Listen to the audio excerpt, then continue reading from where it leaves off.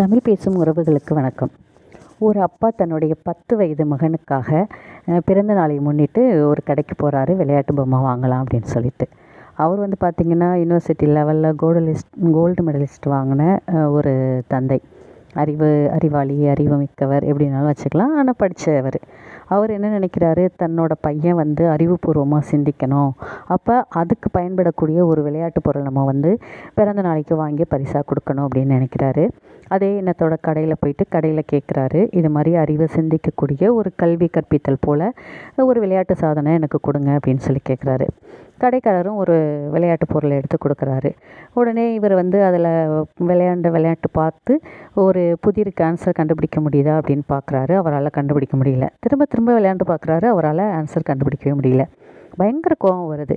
உடனே கடைக்காரர்கிட்ட அந்த விளையாட்டு பொருளை தூக்கி போட்டுட்டு, நான் ஒரு பெரிய ஒரு கோல்டு மெடலிஸ்ட்டு, ஒரு ஆசிரியராக பணிபுரிஞ்சிட்ருக்கேன். என்னாலேயே இதுக்கு ஆன்சர் கண்டுபிடிக்க முடியல. என்னோடய 10 வயது மகன் எப்படி இது ஆன்சர் கண்டுபிடிக்க முடியும் அப்படின்னு சொல்லி கேட்குறாரு. உடனே அந்த கடைக்காரர் சொல்கிறாரு, உங்களால் மட்டும் இல்லை, கடவுளே வந்தாலும் இதுக்கான சரியான பதிலை கண்டுபிடிக்க முடியாது அப்படின்னு சொல்கிறாரு. இவருக்கு ஒன்றுமே புரியல, ஏன் இவர் இப்படி சொல்கிறாரு அப்படின்னு சொல்லி. உடனே கடைக்காரர் சொல்கிறாரு, மிகப்பெரிய உண்மையை இந்த விளையாட்டு சாதனம் மூலமாக கற்றுக்கொள்ள முடியும். ஏன் அப்படின்னா, உலகத்தில் உள்ள எல்லா புதிர்களுக்கும் நம்மளால் விடை கண்டுபிடிக்க முடியாது. அப்போ வாழ்க்கையே ஒரு மர்மம் தான். அதில் எல்லாத்துக்கும் உண்மையை தெரிஞ்சுக்கவோ இல்லை புரிஞ்சுக்கவோ முடியாது. அப்படிங்கிற மிகப்பெரிய உண்மையை உங்கள் பையன் போக போக தெரிஞ்சுக்குவான் அப்படின்னு சொல்கிறாரு. உண்மை தானே.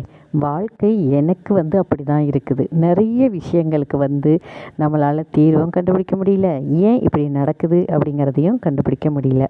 உங்களுக்கு எப்படி அப்படிங்கிறத மறக்காமல் கமெண்டில் சொல்லுங்கள். நன்றி, வணக்கம்.